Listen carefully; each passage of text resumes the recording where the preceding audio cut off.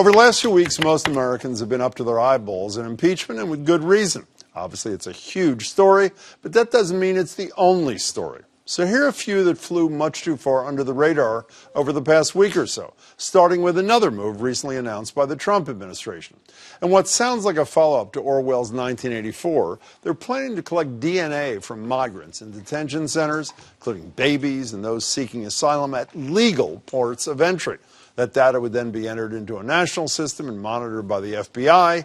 Those behind the move say it's necessary to crack down on fraudulent family units, meaning adults who come into the country with children who are not theirs, in order to get special family protections. But critics say it's a highly concerning expansion of the DNA Fingerprint Act of 2005, which requires law enforcement to collect DNA from those arrested or detained in federal custody. Now, the Obama administration originally exempted those in immigration detention from that law, so naturally Trump is reversing course. In any case, it's a frightening precedent that essentially gives Big Brother the go-ahead to watch their every move. But that's not the only story that's gone undercovered. There's also the relentless courage of the pro-democracy protesters in Hong Kong. The marches first started when an extradition bill was proposed, which would have allowed those accused of crimes to be tried in mainland China, even though Hong Kong is a semi-autonomous territory. The bill has since been taken off the table.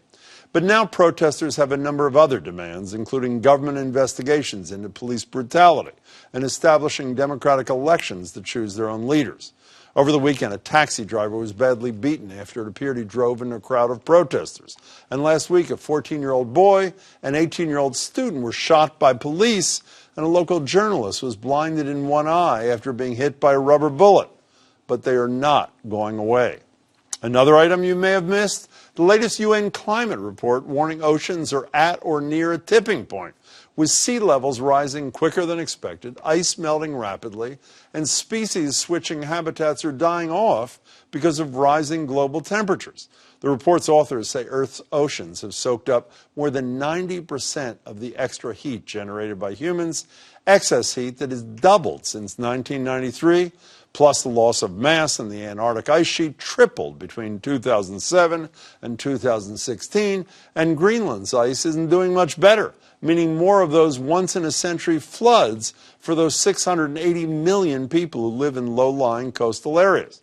And if further steps aren't taken to slow global warming, sea levels will rise 3 feet by the end of the century. So while the common thread through all these stories is they've escaped deserving attention, another common thread is if the President of the United States wasn't busy seeking political favors from the President of Ukraine, he could have played a helpful role in all of them.